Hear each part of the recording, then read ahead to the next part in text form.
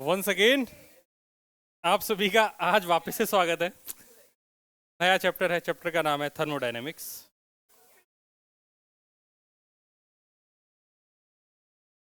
Thermodynamics आप लोग already पढ़ चुके हैं एक बार।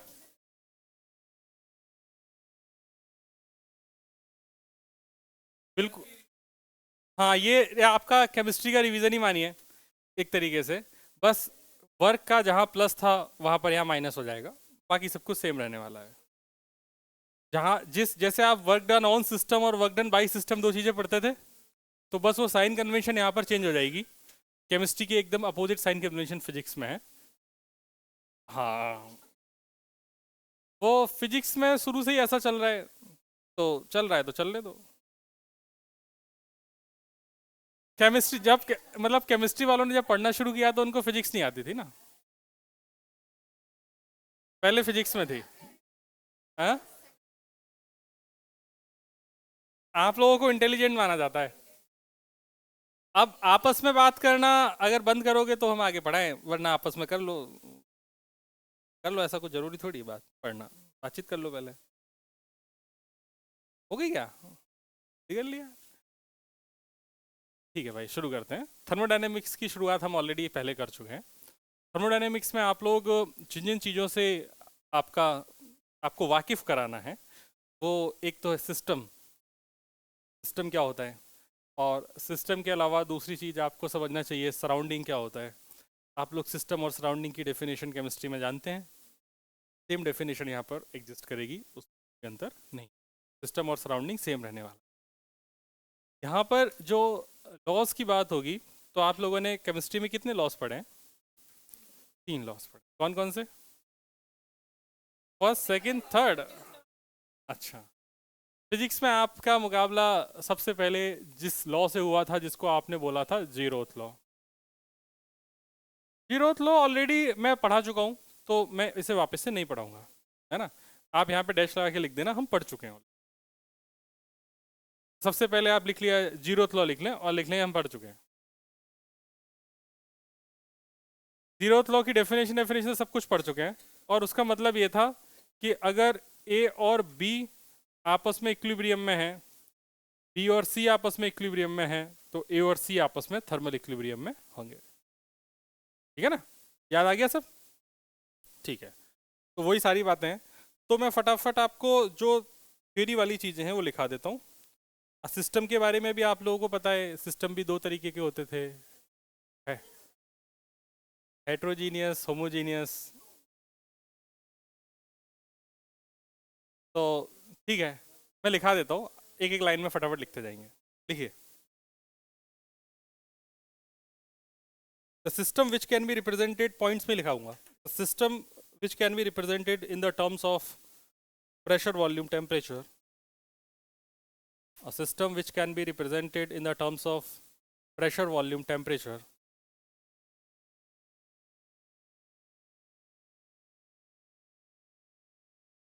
is known as thermodynamic system. Is known as thermodynamic system.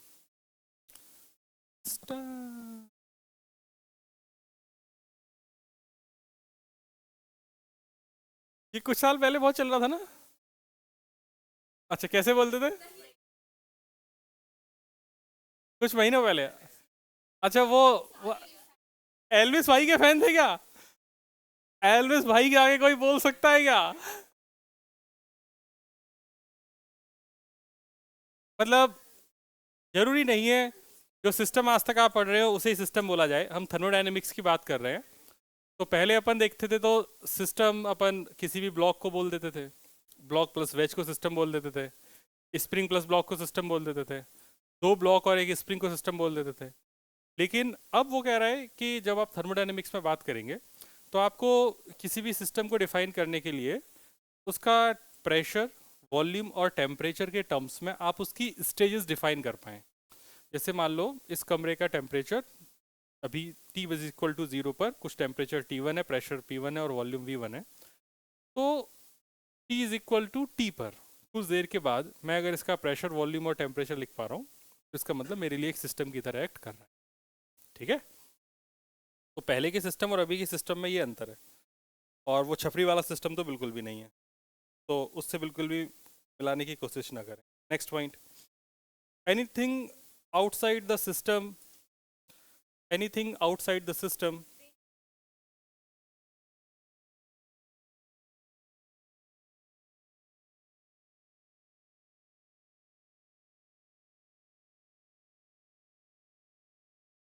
पान खा के आई हो क्या आज?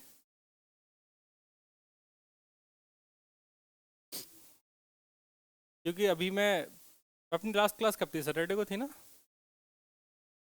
नहीं सैटरडे को नहीं, उससे पहले।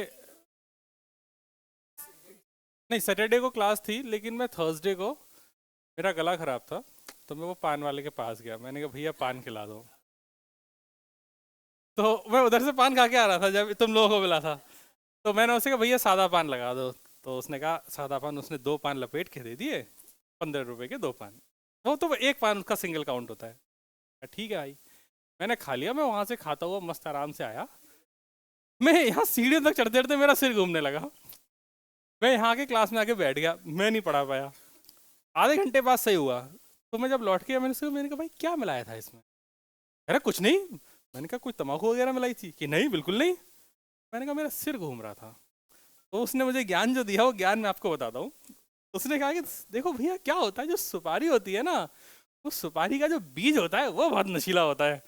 तो कभी काटने में ना वो बीज आपके में चला गया होगा, इसकी वजह से आपको ऐसा लग रहा होगा। सुपारी, वो छोटे छोटे टुकड़े नहीं होते पान में? आज चलेंगे सबको पान खिलाएंगे।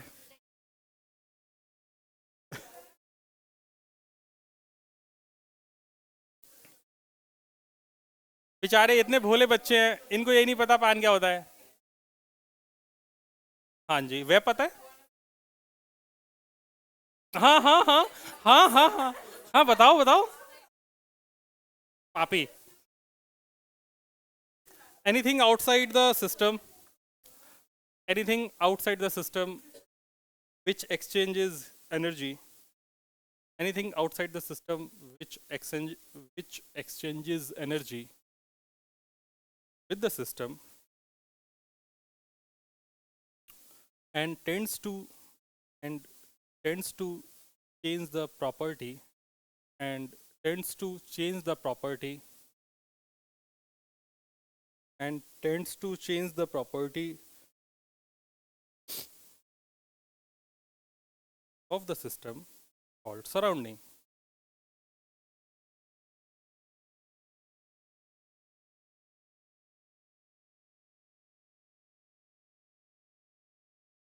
इसके नीचे डैश लगा के इसके 3 टाइप लिख दो। पहला लिखो हेट्रोजीनियस, हेट्रोजीनियस, हेट्रोजीनियस में लिख दो नॉन यूनिफॉर्म, डैश लगा के, जो सिस्टम यूनिफॉर्म नहीं है, है?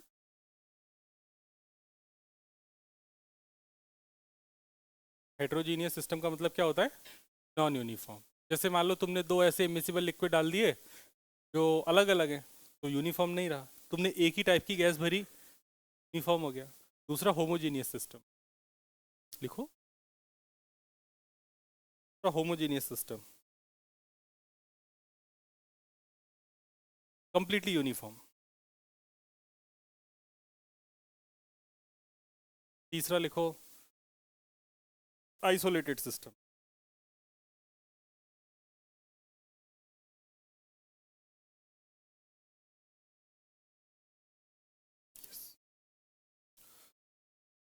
Isolated,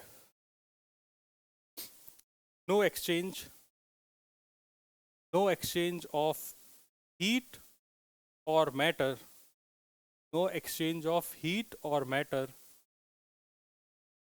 with surrounding.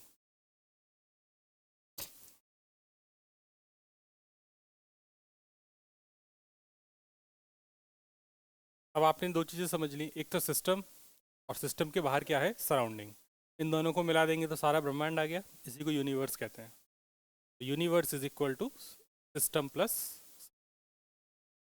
Universe is equal to system plus surrounding. लिख लो, लिख लिया? Universe system plus surrounding. हाँ लिखा तूने? मुझे तो नहीं दिख रहा यहाँ से। इससे पहले बोला क्या? अरे भाई यार, हद है। जो बोल रहे हैं वो तक नहीं लिख पा रहे हो तो पेपर में कैसे लिखोगे?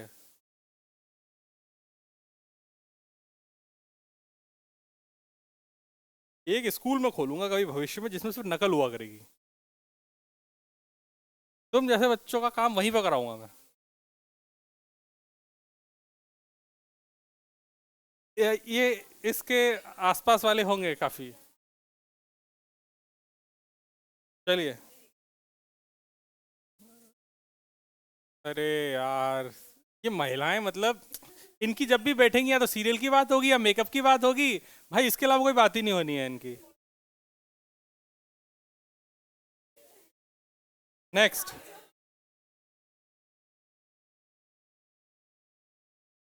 नेक्स्ट लिखेंगे इंटरनल एनर्जी। हाँ जी।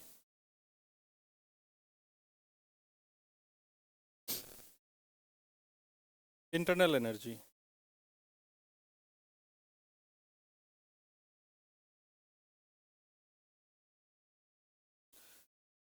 It is energy of system. It is energy of system due to molecular motion and molecular configuration. Due to molecular motion or molecular and molecular configuration.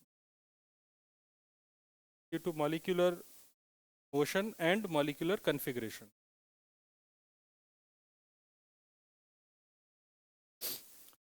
Motion की वजह से होगी उसको क्या बोलोगे? पोटेंशियल? बस पगला रहे हो। काइनेटिक। मोशन की वजह से होगी वो काइनेटिक। और जो पोजीशन की वजह से होगी या कन्फिग्रेशन की वजह से होगी वो पोटेंशियल।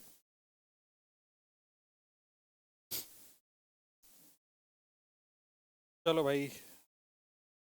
फिर उसके बाद प्रोसेस के बारे, प्रोसेस की डेफिनेशन पता है? थर्मोडायनेमिक प्रोसेस पॉइंट में लिखा देते हैं, लिख लो।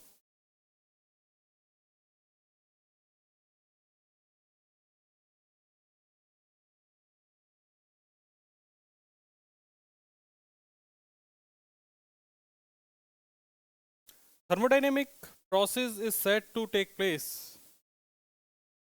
Thermodynamic process is said to take place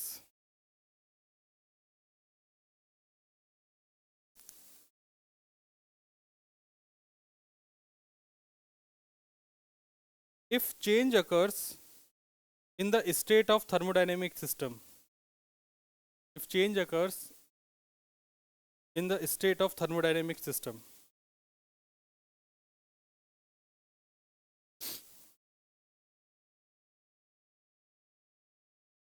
Change occurs in the state of thermodynamic system. ठीक है? अब अगली सबसे इंपॉर्टेंट चीज़ है, इंपॉर्टेंट करके लिख लेना, साइन कन्वेंशन। लगने लगी ठंड? साइन कन्वेंशन इनको नहीं लग रही?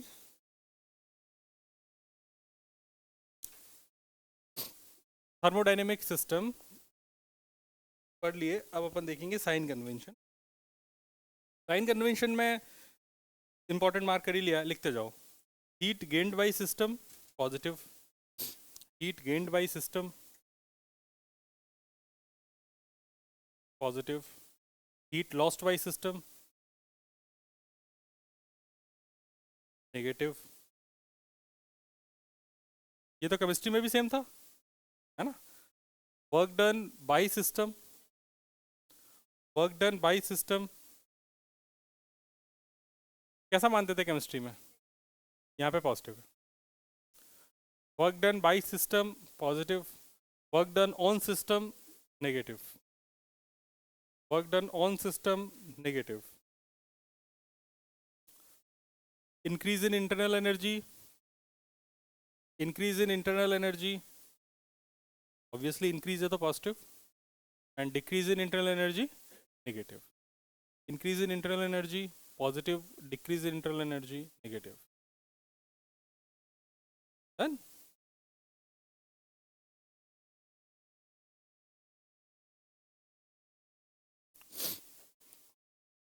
आप लोगों को cyclic process non cyclic process सारे पता है? साइक्लिक प्रोसेस का मतलब क्या समझते हो? नहीं पता है, लिखो भाई। The process in which system returns to its initial stage, process in which system returns to its initial stage after undergoing a series of changes is called cyclic process. System returns to its initial stage after undergoing a series of changes is called cyclic process. The process in which system returns to its initial stage after undergoing a series of changes called cyclic process. Initial pressure volume temperature अपने को पता है, अपन ने उसका बाद बीच में pressure change किया, volume change किया, टेम्परेचर चेंज किया और लौट के वापस से उतना ही कर दिया, तो अपन घूम के वहीं पे आ गए ना, तो सेम स्टेज पे आ गए, तो इसका मतलब वो साइक्लिक प्रोसेस है। अगर नहीं आए तो non cyclic. If it does not return to initial stage then non cyclic process. If it does not return to if it does not return to its initial stage then non cyclic process.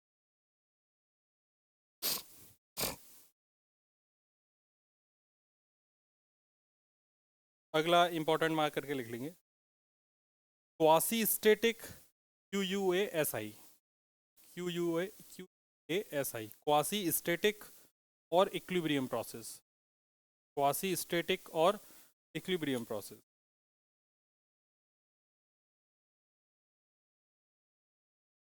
The process which proceeds extremely slow. The process which proceeds extremely slow such that at every instant of time such that at every instant of time temperature and pressure are the same in all parts of system.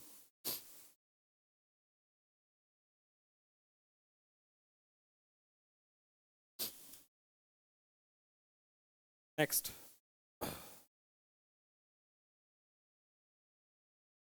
reversible or irreversible process, reversible and irreversible, और थोड़ी हो, reversible and irreversible process.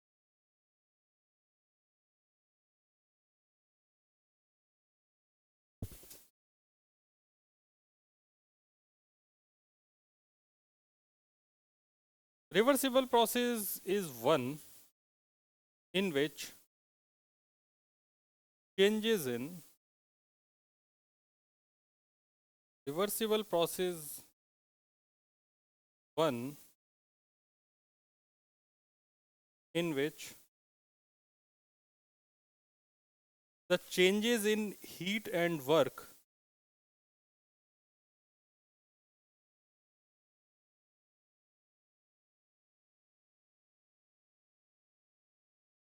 in which changes in heat and work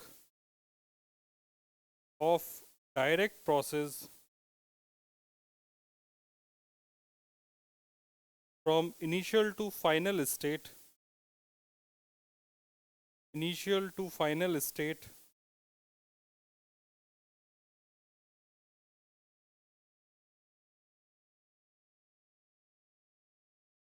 are exactly retraced are exactly retraced in opposite sense are exactly retraced opposite sense in reverse process are exactly retraced in opposite sense in the reverse process, and system and surrounding are left in their initial state.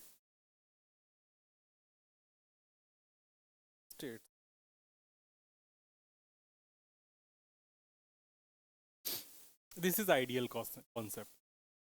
तो होता नहीं है, तो लिख दो this is ideal concept, practical possible नहीं। मतलब पता है क्या कह रहा है? जैसे अगर मैं तुम्हें समझाऊं, भाई ये आपका पीवी डायग्राम है, प्रेशर वॉल्यूम का एक डायग्राम अपन ने बनाया। मैं यहाँ से लेके यहाँ तक गया, इस पाथ के थ्रू गया, ये इसकी स्टेट ए है, ये इसकी फाइनल स्टेट बी है। तो मैं यहाँ से यहाँ तक ले गया, मैंने पहले प्रेशर को वेरी किया, वॉल्यूम वेरी किया, इस तरीके से वेरी करते करते मैं ए से बी पहुँच गया। अब वो कह रहा है कि यार तुम्हें बी से ए आना है, अगर ये सेम पाथ को फॉलो किया तो ये रिवर्सिबल है, अगर नहीं फॉलो किया तो फिर ये नॉन रिवर्सिबल है। तो ये सेम पाथ को फॉलो कर ही नहीं सकता। उसका रीज़न है क्योंकि अगर कोई भी प्रोसेस होगा तो कोई ना कोई लॉस तो हो गई, और अगर एक बार लॉस हो गया तो हीट तो सराउंडिंग में चली गई ना, वो हीट को आप वापस से मतलब रीयूज़ तो कर नहीं सकते। तो यहाँ से यहाँ जाएगा तो हीट लॉस होगा, अगर हीट लॉस हो गया तो फिर कभी भी इस पाथ को फॉलो कर ही नहीं पाएगा। इसीलिए बोल रहा है कि एक आइडियल कॉन्सेप्ट है, रियल में ऐसा पॉसिबल नहीं होता है। ठीक है जी। चलिए लिखिए अगला, work done by thermodynamic system, heading. जो नहीं है वो रिवर्सिबल है, वो रिवर्सिबल नहीं है, वो सारे के सारे क्या है, इरिवर्सिबल।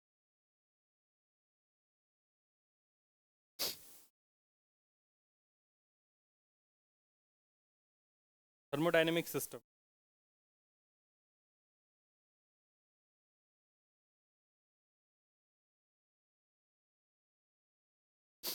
ठीक है। और work done on the system को आओ समझना शुरू करते हैं, या work done on thermodynamic system. अपने पास एक सिलेंडर है और इस सिलेंडर में एक पिस्टन लगी हुई है, पिस्टन का हैंडल है ऐसा समझ लीजिए, और इसके अंदर अपन ने गैस ट्रैप कर रखी है। ये इसके अंदर एक गैस है और इस पूरी चीज को कह रहे हैं पिस्टन। होगा क्या, इसमें दो ही पॉसिबिलिटी है अगर इक्विलिब्रियम नहीं है तो। एक पॉसिबिलिटी ये है कि गैस इसको बाहर धक्का दे और ये पिस्टन बाहर चली जाए। अगर ये पिस्टन बाहर जाएगी तो इसके अंदर का जो भी वॉल्यूम है वो चेंज होगा, आया ना।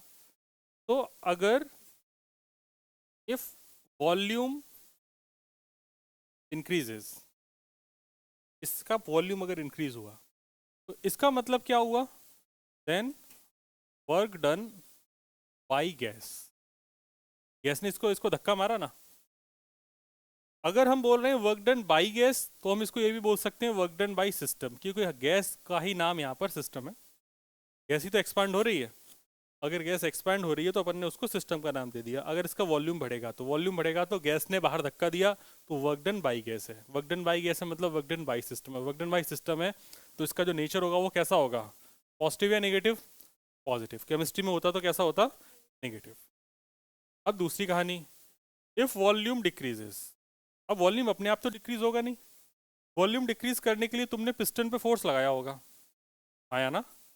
अगर तुमने पिस्टन पे फोर्स लगाया है तो फिर इसको, ये पिस्टन आगे जाएगी, और अगर पिस्टन आगे जाएगी तो इसका वॉल्यूम क्या हो जाएगा, कम। अगर वॉल्यूम कम हुआ तो उस केस में तुम बोलोगे कि जो वर्क डन है ना वो गैस ने किया ही नहीं, वो गैस के ऊपर वर्क हुआ। तो वर्क डन ऑन गैस या फिर वर्क डन ऑन सिस्टम, एक ही बात है। तो जब तुमने गैस पे वर्क किया तो इस वर्क को क्या बोलेंगे अपन, नेगेटिव।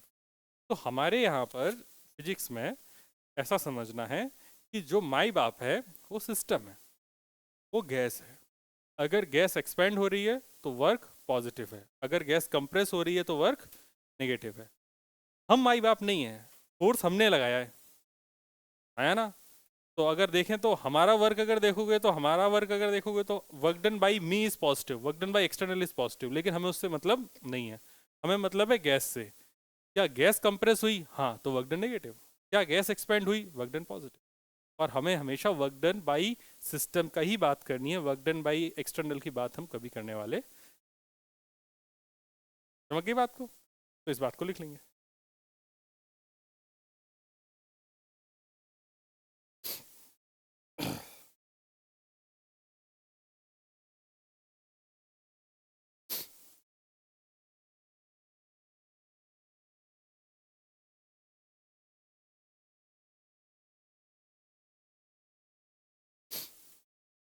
लिख लिया? क्यों? हाइबरनेशन मोड है क्या?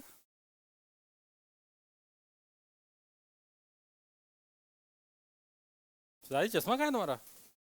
लगा लो, दर्द होने लगेगा मित्र।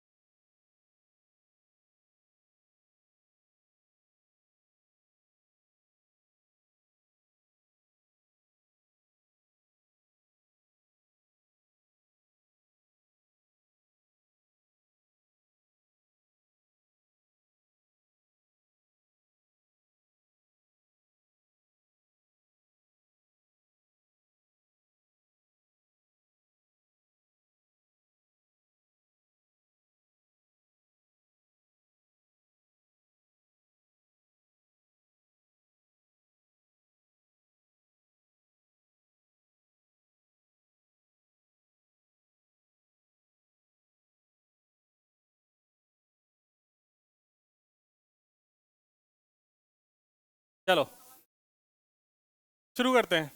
तो अगली कहानी ये है, छोटा चैप्टर है, छोटा चैप्टर है, परेशान मत हो। आओ वर्क डन की शुरुआत करें। तो वर्क डन की कैलकुलेशन कैसे करते हैं इसको समझा जाए। तो आप लोगों को पता है कि वर्क होता है एफ डॉट डी एक्स का इंटीग्रेशन, है ना? कछू यही तो होता है। वैसे क्यों देख रहे हो गंदी निगाहों से मुझे? प्रेशर को, फोर्स को लिख सकता हूँ मैं प्रेशर इनटू एरिया। प्रेशर को अगर मैं बाहर निकाल लूँ तो ये हो जाएगा integration of A D x. Integration of A D x को हम लिख सकते हैं डीवी, वॉल्यूम। तो ये हो जाएगा मेरे पास पी डेल्टा। तो ये हो गया तुम्हारे पास वर्क जो आया, इसका फॉर्मूला बन गया मेरे पास पी डेल्टा। ना चमक गया? अच्छा, अगर तुमको इतनी बात समझ में आ गई तो फिर अब देखो, एग्जाम्पल क्यों बोल रहा हूँ मैं, ऐसा एक कुछ केस कर लेके बता देता हूँ। If volume is constant,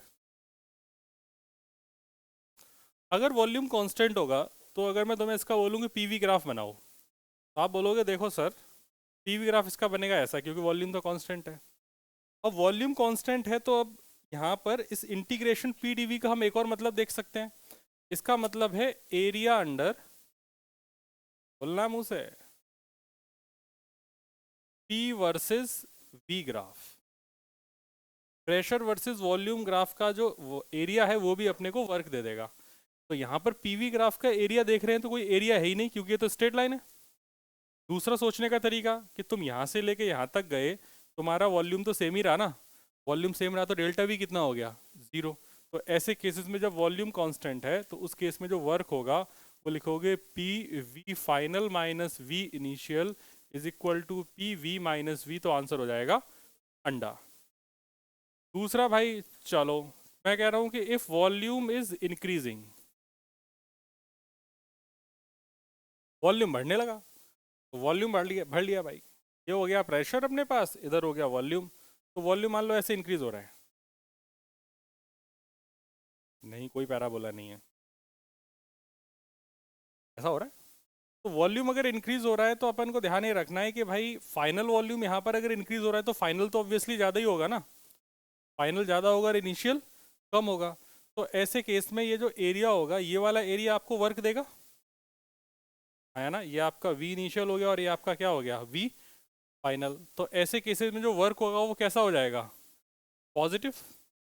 greater than zero का मतलब क्या होता है, पॉजिटिव, क्योंकि फाइनल बड़ा है इनिशियल छोटा है, तो ये बड़ा है ये छोटा है, तो ऑब्वियसली वर्क कैसा आएगा, पॉजिटिव। अब अगर मान लो मैं बोल रहा हूँ कि यार वॉल्यूम ये इंक्रीजिंग की बजाय डिक्रीज होने लगे, इफ वॉल्यूम इज डिक्रीजिंग,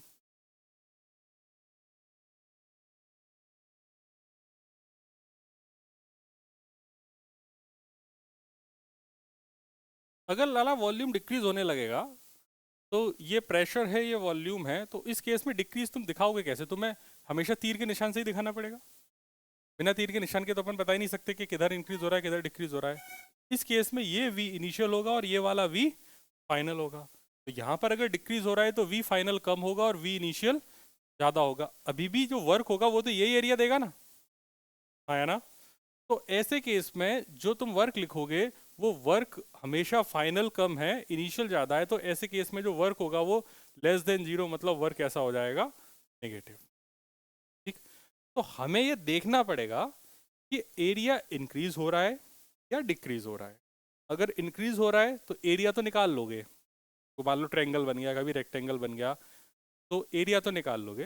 तो तुम्हें उसमें साइन अपनी तरफ से लगाना है। अगर एक्सपेंड हो रहा है तो पॉजिटिव साइन लगाना है, अगर वो कंप्रेस हो रहा है तो अपने को नेगेटिव साइन लगाना है। ये अपने को खुद सोच के लगाना है, ठीक है, समझे। छाप लेंगे।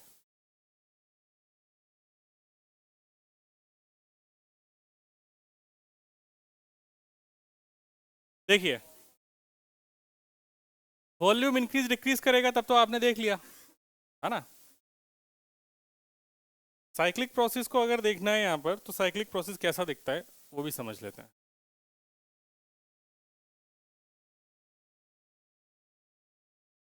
तो साइक्लिक प्रोसेस में आप जैसे ये आपकी स्टेट ए है, ये स्टेट बी है, तो ए से बी आप चले गए, ठीक, और बी से ए आप वापस लौट के आ गए, तो ये प्रोसेस साइक्लिक हुआ कि नहीं हुआ। तो इस प्रोसेस को पढ़ते हैं A B A. Cyclic process यहाँ पे अगर लिखूंगा तो ऐसे लिखूंगा ए बी ए, यहाँ से शुरू हुए वहीं पे खत्म हो गए, तो लिखने का तरीका समझ आ गया, process A B A. Okay. अब इसमें बात आती है कि इसमें वर्क कैसे निकाला जाए, तो इसमें थोड़ा बुद्धि लगानी है। और बुद्धि लगाने के लिए थोड़ा इधर देखना पड़ेगा। मुझे पूरा भरोसा है तुम्हारे पास बुद्धि है। पीवी डायग्राम की अगर बात करी जाए, तो अगर मैं बोलूं कि ए से बी अगर ये एक्सपेंड हो रहा था, तो इस केस में इसका वर्क लिखो, तो आप लोग बोलते देखो सर ये इसका वर्क होगा, ये वाला एरिया, मजेंटा कलर वाला। पिंक कौन सी लड़की बोली, मजेंटा कलर है, ठीक है। अब लेकिन जैसे तुम बी से ए आओगे, तो अब बी से आओगे तो तुम्हारा तो नीचे वाली लाइन है ना। तो इस केस में अगर मैं पूछूं बी से ए कंप्रेशन में कितना तुम्हारे पास वर्क हो रहा होगा, तो तुम बोलोगे सर इसके इस कर्व के नीचे वाला एरिया,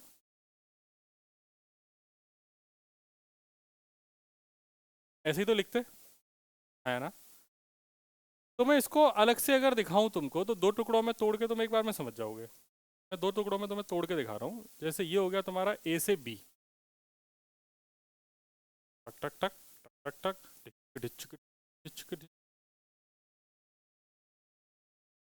ये हो गया तुम्हारा W1, और फिर अपन ने वापस से PV बना लिया।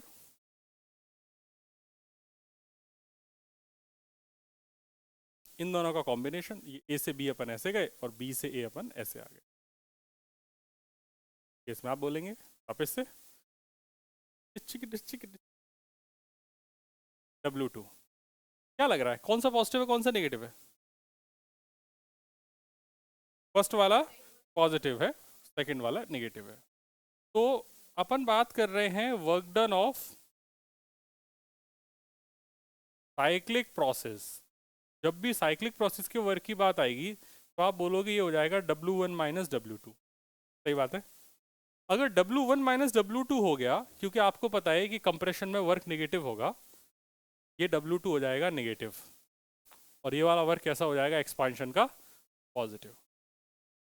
या थोड़ा और समझदारी से लिखना चाहो तो ऐसे लिख सकते हो, W1 plus minus of W2, तो ये हो जाएगा W1 माइनस W2। थोड़ा बुद्धि से सोचो, अगर इनको घटाओगे, इन दोनों को सुपर इम्पोज करोगे, तो सिर्फ ये अंदर वाला एरिया ही तो बचेगा, आया ना। तो मैं ऐसा बोल सकता हूँ कि work done in cyclic process, अगर मैं इसको W नाम दे दूँ, तो वो W इन का कॉम्बिनेशन, इन तीनों का वो कॉम्बिनेशन ये लिखा हुआ है, जो मैं ग्रीन कलर से बना रहा हूँ, P D A, और ये था आपका A पॉइंट माना था, इसको B पॉइंट माना था। सिर्फ ये जो क्लोज्ड एरिया है, एनक्लोज्ड एरिया, सिर्फ यही वर्क होगा, क्योंकि इतना ही तो बचा ना। ये तो वाला पॉजिटिव था, नीचे वाला नेगेटिव था, तो जो बचा वही तो वर्क हुआ। तो मैं इसको ऐसा पढ़ दूंगा कि ये जो है यही वर्क है W। तो work done in cyclic process का मेरे पास जो फॉर्मूला बन गया है वो बना है एरिया एनक्लोज्ड इन कर्व। इस कर्व के अंदर जो एरिया एनक्लोज्ड है बस वही वर्क है। आपको अभी तक आप क्या कर रहे थे, पूरा नीचे तक एरिया ले रहे थे, अब वो नहीं लेना है। साइक्लिक प्रोसेस में सिर्फ आपको इस जो कर्व्ड है इसके अंदर का एरिया लेना है, ठीक है। जैसे अगर मैं आपसे बोलूं कि एग्जांपल से देख लो, तुम्हें समझाते हैं। जैसे ये P है, ये V है, और यहाँ पर अपन ने इस तरीके का एक प्रोसेस बनाया। दिख रहा है आपको एक क्यूट सा प्रोसेस। जैसे ये प्रेशर P0 बोल दिया, ये प्रेशर बोल दिया 3P0, ये वॉल्यूम को V0 बोल दिया, इस वॉल्यूम को बोल दिया 4V0। कोई प्रॉब्लम? और ये प्रोसेस ऐसे चल रहा है। ये साइक्लिक है, आया ना, क्लोज लूप बन रहा है, तो साइक्लिक प्रोसेस है। अगर मैं यहाँ से देखूँ तो कोई भी एक पॉइंट उठाऊँ तो पहले यहाँ से यहाँ गए, यहाँ से यहाँ लौट के वापस आ गए। ये क्लॉकवाइज है कि एंटी क्लॉकवाइज है? क्लॉकवाइज। अगर क्लॉकवाइज होगा तो एक्सपांशन वाला ऊपर होगा। तो ये याद रखना है कि यहाँ पर अगर कोई पूछे कि इसका वर्क कितना होगा, तो वर्क का आंसर सीधा है, अपने को ये वाला एरिया चाहिए, ठीक है। तो अगर ये एरिया चाहिए तो मेरे पास ये हो जाएगा, साइक्लिक प्रोसेस है, तो एरिया एनक्लोज्ड इन रेक्टेंगल। यहाँ से यहाँ तक की लेंथ कितनी हो गई? 2P0, और यहाँ से यहाँ तक कितनी हो गई?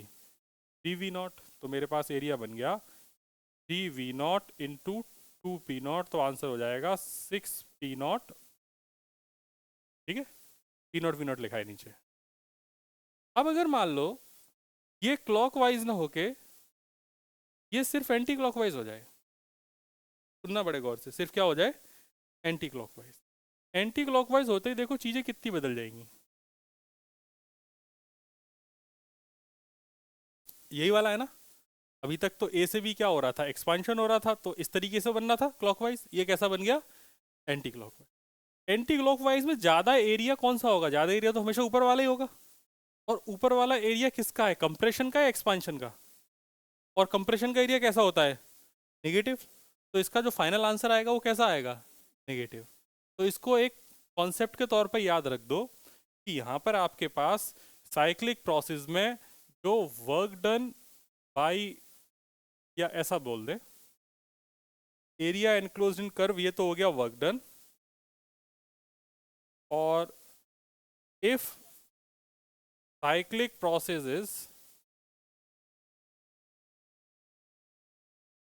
clockwise, then work done positive, and cyclic process is anti clockwise, तो उस केस में वर्क डन कैसा हो जाएगा?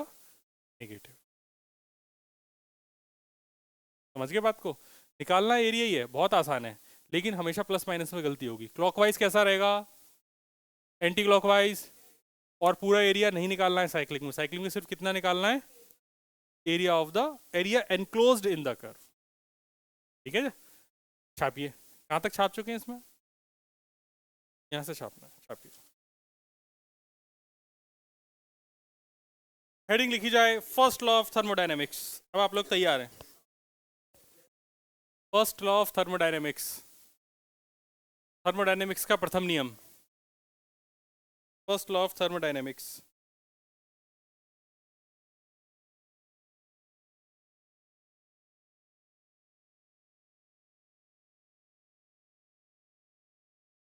पता तो है वैसे ही तुमको कि जो भी तुम हीट दोगे वो work plus internal energy change के बराबर होगी, है ना।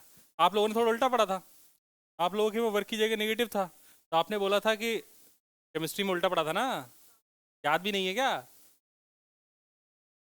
सिंपल ऐसे समझ लो, फिजिक्स के हिसाब से समझा देते हैं कि आपने कोई भी सिस्टम, एक बर्तन है ऐसे समझ लो, बर्तन में गैस बंद है, एक क्लोज्ड बॉक्स, उसमें अगर मान लो अपन हीट देंगे तो इस हीट की दो हिस्से होंगे, या तो एक्सपैंड करेगा, अगर पिस्टन लगी हुई है एक्सपैंड करेगा, और उसकी जो जो मॉलिक्यूल्स है, मॉलिक्यूल्स की मोशन की वजह से उनकी इंटरनल एनर्जी बढ़ जाएगी। दो ही चीज़ें हो रही हैं।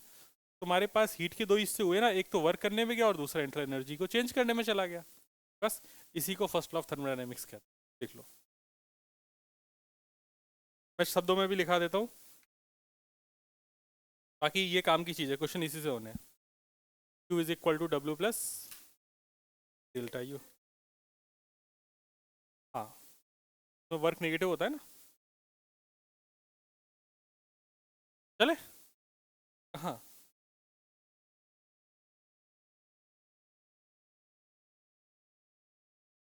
if heat is supplied, if heat is supplied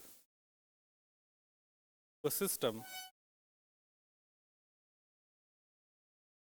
capable of doing work, is supplied to a system capable of doing work, obviously external work, capable of doing, bracket में लिख दो, वर्क के ब्रैकेट में लिख दो external, capable of doing work, then the quantity of heat absorbed by the system, then quantity of heat absorbed by the system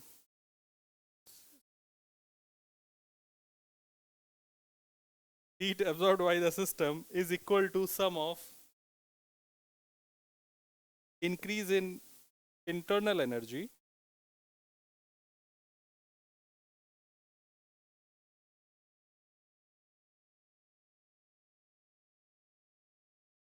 increase in internal energy of the system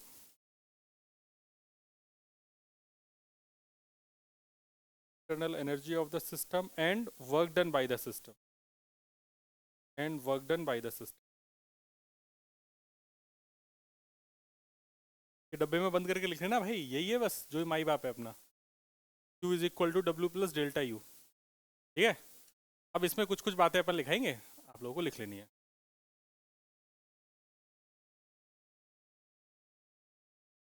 points में लिखते जाएंगे। पहला point है, this law is applicable, this law is applicable to every process in nature, this law is applicable to every process in nature, process in nature.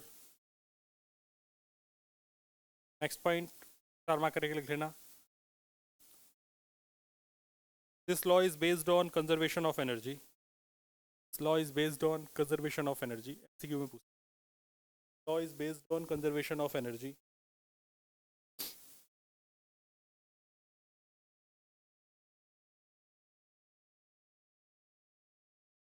This law is applicable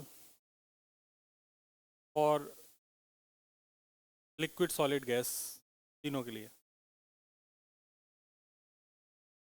law is applicable for liquid solid gas, तीनों state के लिए। Next,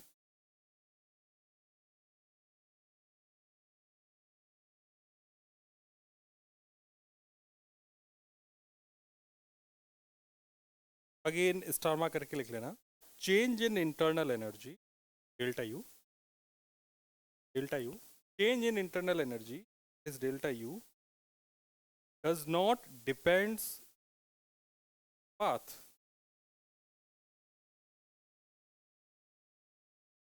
It depends only on it depends on it depends only on initial and final position of system.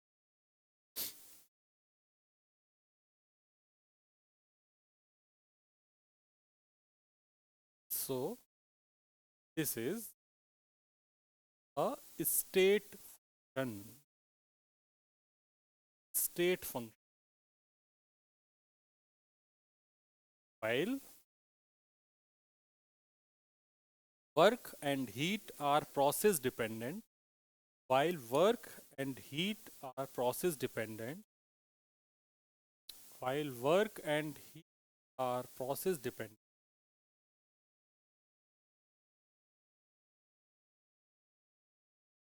they are path function. So they are path function. So they are path function. Path पे depend कर रहे हैं हम किस process से लेके जा रहे हैं, तो पाथ फंक्शन. ठीक है जी. मेरे हिसाब से चैप्टर देखा जाए तो काफ़ी हद तक तो कंप्लीट हो गया है. मतलब अभी इसमें प्रोसेस बताना बाकी है ना अभी. नहीं नहीं नहीं अभी लिखना नहीं है, अभी तो क्वेश्चंस करने हैं. लिखो क्वेश्चन. तुम घर जाने की तैयारी करने लगे थे क्या? गंदी बात होती है बेटा, रात में सपने गंदे आते हैं फिर. चलो भूत भूत आ जाएगा सपनों में. देखो देखो क्वेश्चन, पहले इजी सी क्वेश्चन करते हैं. Pressure of 1 mole monoatomic gas, pressure of 1 mole monatomic gas increases linearly from pressure of 1 mole monatomic gas. P is equal to nRT तो आता ही है ना तुम्हें. Pressure of 1 mole of monatomic gas increases linearly from 4 into 10 raised to power 5 4 into 10 raised to power 5 per meter square, 8 into 10 raised to power 5 8 into 10 raised to power 5 Newton per meter square.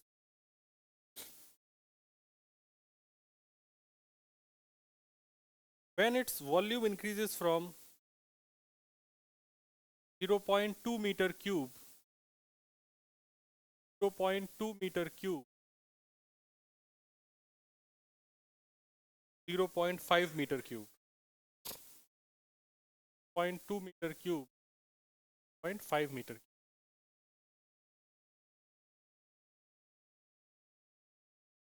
Find work done by gas, increase in internal energy. Find work done by gas. Second, increase in internal energy.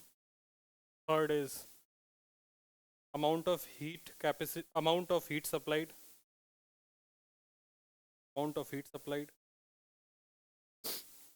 Fourth is molar heat capacity of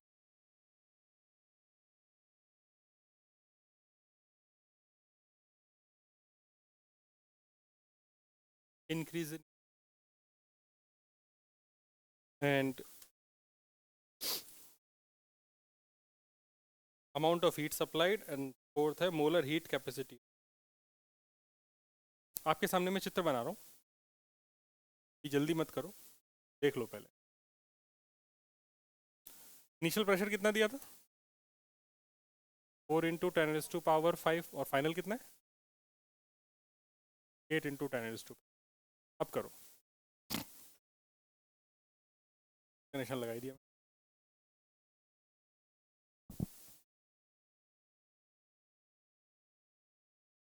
इतनी बार करेगी लाली, पूरा एकदम ऐसे रुक जाएगा.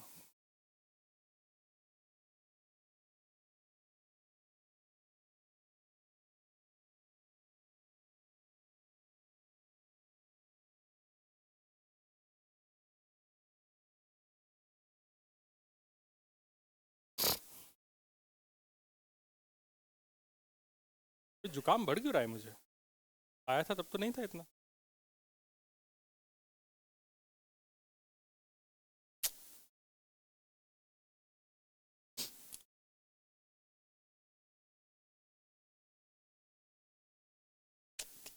Question करो, खिलाने थोड़ी कुछ होगा।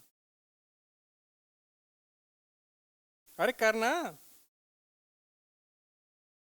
प्रांजल, कर, सब क्वेश्चन थोड़ी है। ट्रेपेजियम को क्या एक रेक्टेंगल और एक ट्रायंगल मान ले। वैसे फॉर्मूला होता है half sum of sum of parallel side into difference between them, मतलब परपेंडिकुलर डिस्टेंस बिटवीन।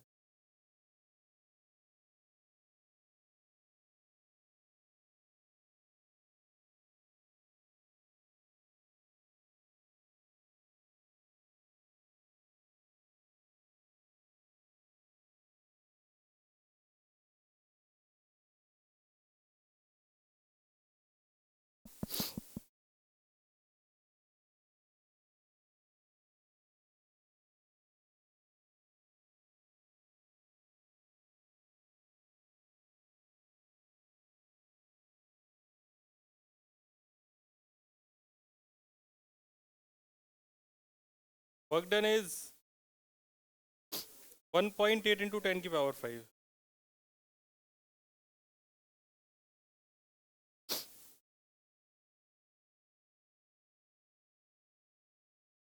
अब डेल्टा यू तो आप लोग निकाल नहीं पाएंगे अभी। डेल्टा यू के लिए आपको केटीजी पढ़नी चाहिए पहले, और केटीजी अपन ने केटीजी एनसीईआरटी में से बाद में दी है। पगलेट। चलो शुरू करें। तो सबसे पहले उसने एरिया की बात करी है, तो एरिया तो अपने को ये वाला चाहिए ना, पीला वाला। जब भी ऐसा हो तो या तो ट्रेपेजियम का एरिया पता होना चाहिए। अगर एरिया नहीं पता है तो एक काम करो, इसको ऐसे एक लाइन खींच दो, तब तुम्हें एक रेक्टेंगल और एक ट्रायंगल दिखाई देना शुरू हो गया होगा। ये ज़्यादा इजी लग रहा होगा, है ना। तो अपन नामकरण कर लेते हैं। ए बी ए है, इसका नाम सी रख लो, इसका नाम डी रख लो, इसका नाम ई रख लो। तो मैं बोलूँगा कि पहले वाले केस में अगर मुझे वर्क चाहिए तो उसने क्या बोला, work done by gas. Work done by gas देखोगे तो एक्सपांशन है, तो आंसर कैसा होगा वर्क का, पॉजिटिव है नेगेटिव, पॉजिटिव।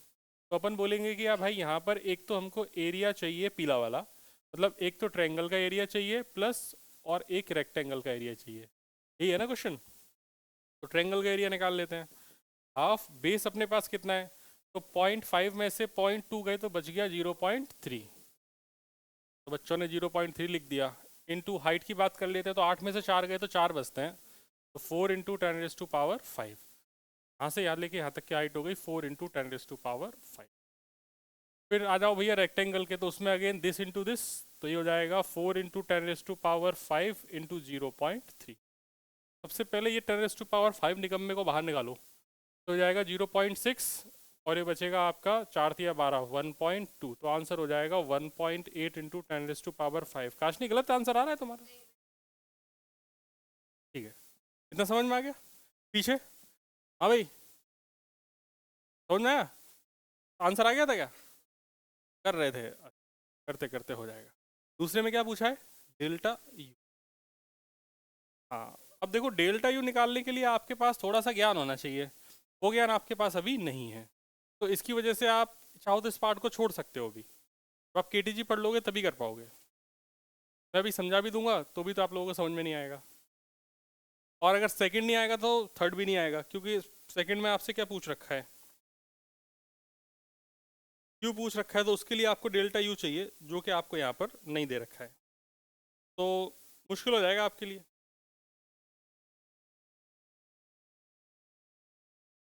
या एक फॉर्मूला बता ही दूँ, फॉर्मूला ही बता देते हैं, बाद में जब केटीजी में पढ़ेंगे तब पढ़ते रहेंगे, ऐसा कर लो। तो डेल्टा यू का एक फॉर्मूला होता है N C V delta T. ये फॉर्मूला यूनिवर्सल है, यही रहेगा हमेशा, ठीक है। केटीजी में वापस से बताऊंगा ही, डेल्टा यू होता है N C V delta T, और सी वी होता है एफ आर बाई 2। आर तो जानते हो आप 8.31, और जो एफ होता है, एफ को कहते हैं डिग्री ऑफ फ्रीडम। केटीजी पूरा यहीं पढ़ लिया आपने इतनी देर में, degree of freedom. Degree of freedom में देखना, एफ की वैल्यू 3 होती है मोनो एटॉमिक के लिए, और एफ की वैल्यू 5 होती है डाई एटॉमिक के लिए। अभी के लिए सिर्फ इतना ही समझ लो।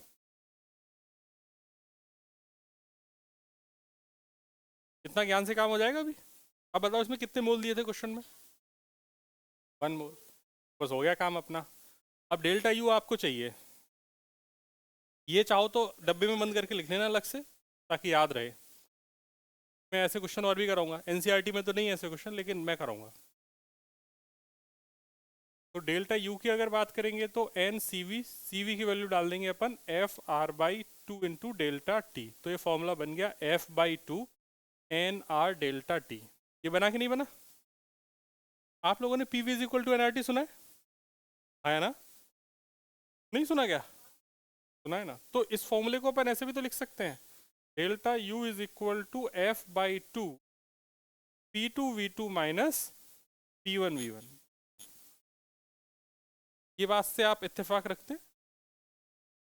किसी कोई ऐसा है जिसको ये समझ में नहीं आया हो कि मैंने एन आर डेल्टा टी को P two V two minus P one V one क्यों लिख दिया है? ऐसा कोई है तो पूछ लो, बाद में मत पूछना मुझसे, ठीक है ना? बस हो गया खत्म क्वेश्चन। मोनोटोमिक है कि डाइटोमिक? मोनो। तो ये तो हो गया 3/2। Final P two V two, यहाँ का प्रेशर भी पता है, वॉल्यूम भी पता है, 8 इंटू 10⁵ इंटू 0.5 फाइनल। इनिशियल कितना है? 4 इंटू 10⁵ इंटू 0.2। तो हो जाएगा 8 पंजे 40, तब 4 और 4 दूनी 8, तब 0.8। 4 में से 0.8 जाएंगे तो कितने बचेंगे? 3.2 और 3.2 मतलब 32, तो ये हो जाएगा 1.6 और 1.6 16 ये होता है 48। तो 4.8 इंटू 10⁵ आ रहा है सॉल्व हो गया।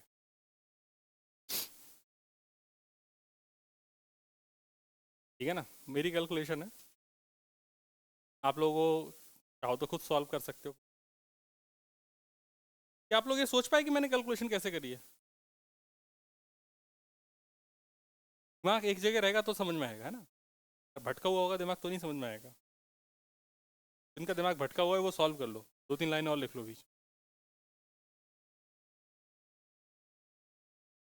अरे हाँ या ना? यही आ रहा है ना? तो डेल्टा यू पता चल गया, यही पूछा था ना क्वेश्चन में। तो अगर ये फॉर्मूले आपको केटीजी के याद हैं तो फिर आप आसानी से कर लोगे। ये फॉर्मूले हैं, चाहो तो डिब्बा मार के लिख लो। लिख लिए? अब आ जाओ भैया थर्ड पार्ट। थर्ड पार्ट क्या था? तो फर्स्ट लॉ ऑफ थर्मोडायनेमिक्स लगा दो, float. First law of thermodynamics मतलब फ्लोट। फ्लोट लगा देंगे। फ्लोट लगाने पे पता चल जाएगा, बस एडिशन करना है दोनों का। हाँ जाओ ना, कौन रोके तुम्हें? कहाँ जाना है? कितने बजे से? कहाँ पे? अच्छा जाओ, जाने वाले को कौन रोक पाया है?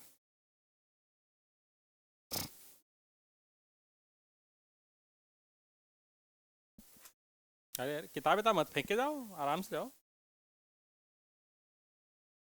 होमवर्क तो आज करके आई थी, ये तो अच्छा किया। अच्छा, मैं चश्मा अगली बार दूसरा लेके आऊँगा। आगे बढ़े। तो थर्ड पार्ट में उसने पूछ रखा है कि क्यू बता दीजिए। शांत रहेंगे। तो क्यू होता है अपने पास, इधर देख लो, delta U plus W, first law of thermodynamics के हिसाब से। ये ना? तो डेल्टा यू की वैल्यू कितनी थी? 4.8 इंटू 10⁵ और वर्क कितना था? 1.8 इंटू 10⁵, जो कि सॉल्व हो गया कितना हो गया? 6.6 इंटू 10⁵। टूल में आ गया होगा, ठीक है ना? फिर इसके बाद इसने जो जो फोर्थ पार्ट है, फोर्थ पार्ट में क्या पूछा है? Molar heat capacity. अब सुनो यहां से, चली गई ना? तो मोलर हीट कैपेसिटी, तो मोलर हीट कैपेसिटी का नाम है सी। मैंने इससे पहले जब डेल्टा यू लिख रहा था, डेल्टा यू के फॉर्मूले में क्या लिखा था? N C V delta T. C V का मतलब क्या था? हाँ बोलते जाओ, ये मैंने पढ़ा रखा है वैसे। मोलर हीट कैपेसिटी, जब मैं पढ़ाया था, हीट पढ़ा रहा था उस टाइम पे, molar heat capacity at constant volume. याद आ गया अब? ये है सीवी। तो डेल्टा यू के फॉर्मूले में सी नहीं आता, क्या आता है? सीवी। तो डेल्टा यू का फॉर्मूला तो परमानेंटली रट्टा मार लो, सीवी की वैल्यू होती है एफ बाई टू आर, ये तो परमानेंट हो। अब तुम्हें इन जनरल अगर मान लो मोलर हीट कैपेसिटी निकालनी है तो इसको Q इज इक्वल टू लिखा जाता है एन सी डेल्टा टी। अगर यहाँ U होता डेल्टा U तो यहाँ CV होता, अगर हीट है तो यहाँ पे C होगा, ये ध्यान रखना। ठीक है, तो यहाँ से C की वैल्यू कितनी हो गई, अगर देखो अगर यहाँ मास होता तो एम एस डेल्टा टी लिखता, लेकिन गैस के केस में तो मोल होगा तो एन सी डेल्टा टी। ये भी एक नया फॉर्मूला है आपके लिए। C इज इक्वल टू हो जाएगा Q upon N delta T. Q कितना है अपने पास 6.6 इंटू 10⁵ अब नीचे देखोगे तो तुम्हारे पास क्या लिखा हुआ है एन डेल्टा टी। अब एन डेल्टा टी नाम की तो कोई चीज़ अपने को पता ही नहीं है, तो अपन को पहले अपने डिजायर्ड फॉर्म में इसको कन्वर्ट करना पड़ेगा। डिजायर्ड फॉर्म अपना क्या था, तो हमने पढ़ रखा था कि P V is equal to होता है एन आर टी। तो अगर एन टी की बात करूंगा तो कितना हो जाएगा पी वी बाई आर। अगर इधर भी डेल्टा लगा दूं, इधर भी डेल्टा लगा दूं तो हो गया काम डेल्टा का। एन तो कांस्टेंट है तो एन बाहर आ गया, तो एन डेल्टा टी की वैल्यू हो गई delta of P V divided by R. Delta of P V का मतलब कितना हो गया P two V two minus P one V one divided by R. डाल देंगे Q upon P two V minus P one V one और divided by. ठीक है, इस चैप्टर में आप लोग ऐसा समझ लीजिए कि आपने जो केटीजी है, केटीजी के ढेर सारे कॉन्सेप्ट पढ़ लिए इस एक क्वेश्चन में ही। क्वेश्चन से जब कोई भी चीज़ सीखते हैं ना तो बड़े लंबे समय तक याद रहती है। यहाँ पे अपने पास जो हीट है वो हीट है 6.6 इंटू 10⁵ आर की वैल्यू है 8.31। P two V two minus P one V one हम एक बार निकाल चुके हैं अभी। कितनी आई थी वैल्यू, नहीं सिर्फ P two V two minus P one V one की ये आई थी यहाँ पे। तो 8×5 = 40, 3.8 आई थी ना, 3.8 इंटू 3.2, 3.2 आई थी, सही है 3.2 ही थी। 3.2 इंटू 10⁵ इसको सॉल्व कर लेंगे, जो भी आंसर आएगा सी का। सी की जो वैल्यू आ रही है वो मैं बता देता हूँ 17.14।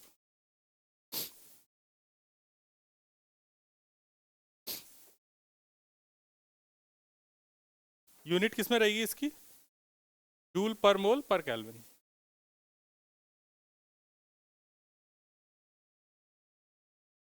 ठीक है, तो ये क्वेश्चन इसीलिए कराया ताकि आपके जो दूसरा चैप्टर है उससे थोड़ा कोऑर्डिनेशन बना रहे। आज की क्लास यहीं तक, थैंक यू वेरी मच।